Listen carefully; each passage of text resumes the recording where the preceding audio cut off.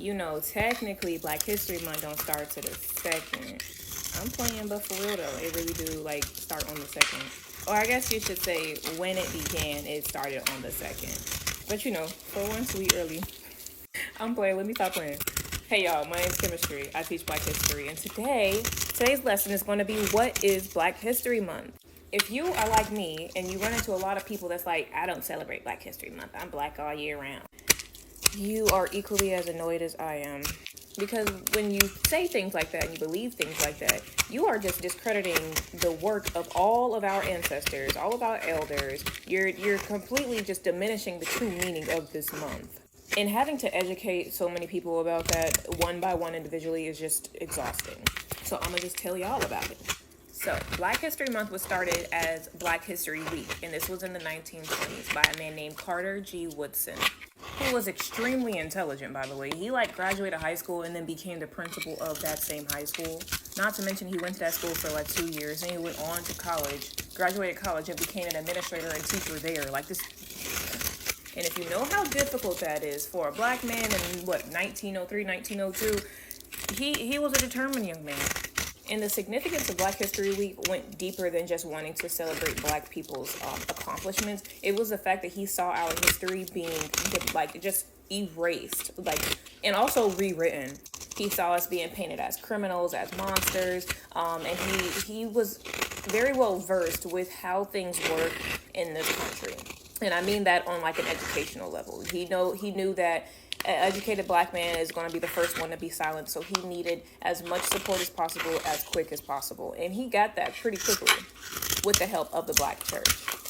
Another significance of Black History Week was that I believe it was Abraham Lincoln's birthday is on the 12th, and then Frederick Douglass's is on the 14th. So they wanted to celebrate both of their birthdays and kind of highlight their significance to Black history. Because I know how I feel about Abraham Lincoln. We ain't gonna go there though.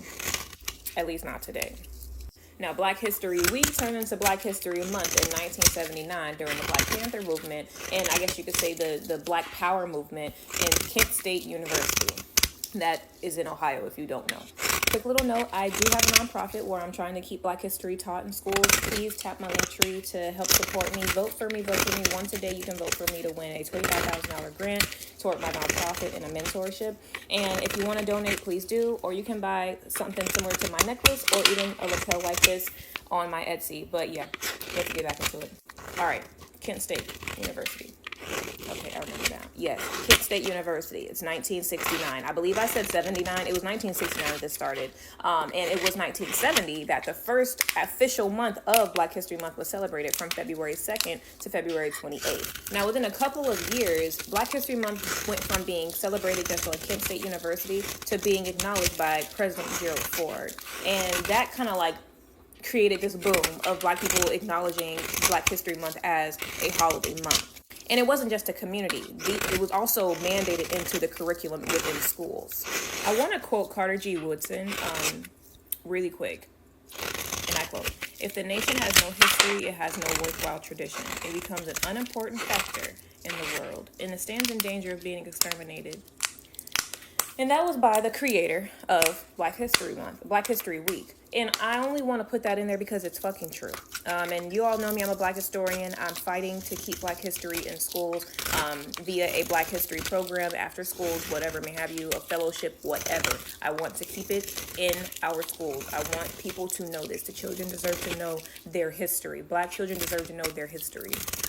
But that quote really speaks to me, and I hope it speaks to somebody else. And next time you hear somebody say, "Oh, I don't celebrate Black History Month, I'm black all year round," you can even quote them. And also tell them, "Shut the I'm kidding, be nice, be nice."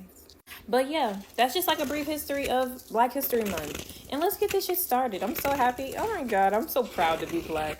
So this is going to be a list of 107 cities that the KKK was active in, and also the aliases that they were active under. Because if you didn't know, the KKK was not just known as the Ku Klux Klan. That was kind of like a blanket, but there were a lot of little stepchildren of it, such as the International Keystone Knights of the Ku Klux Klan. They were active in Pinson, Alabama, Vandale, Arkansas, Blairsville, Georgia, Young Paris, Georgia, Elwood, Indiana, and Cleveland, Ohio.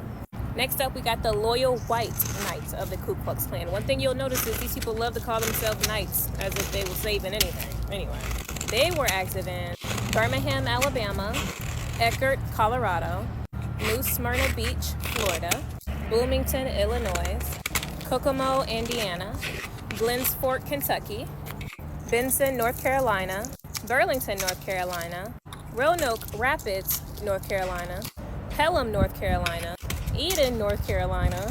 It was all over North Carolina, long story short. I'm just playing. Silver City, New Mexico, Friedens, Pennsylvania, Portsmouth, Virginia, Stanton, Virginia. Now let's go on to the United Klans of America. They were active in Ashland, Alabama, and Great Falls, Montana. They were only in Red Bay, Alabama, and Dumas, Mississippi. Let's go on to the Knights of the Ku Klux Klan. They were in Concord, Arkansas, and Harrison, Arkansas. Now, the Night Riders of the KKK, also known as the Night Rider Knights of the Ku Klux Klan. Now, these niggas is worldwide. I'm just playing, at least nationwide.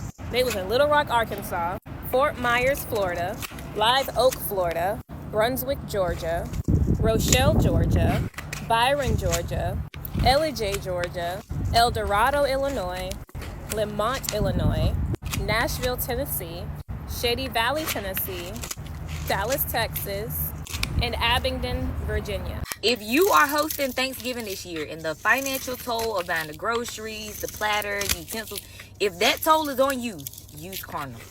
Use Klarna. Use Klarna and make installment payments, baby.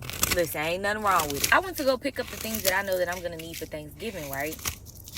I hate grocery shopping, but that's besides the point.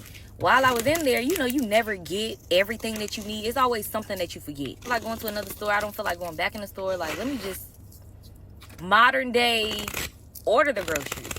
There is an option, just like when you shopping online, that says Klarna, Activate. You can literally put your groceries on installment plans. And immediately for me, I'm like, dang, this would have been a perfect situation for somebody who's like hosting Thanksgiving, where the financial toll is all on them to, like, you know what I'm saying? Now, I didn't decide to go with the Klarna option. However, Friday is Black Friday, and I kind of want to do some shopping. And yeah, I'm not to that point yet where I can be financially disciplined enough, like around the holiday season, to put stuff on installment plans. And it's just, I mean, either way, them folks don't get their money when it comes to me, but I just feel like I need to see it leave my account. I just need to buy it so I know that I can't afford to buy nothing else, or whatever the case may be. Pay that little small service fee and put it on the installment plan.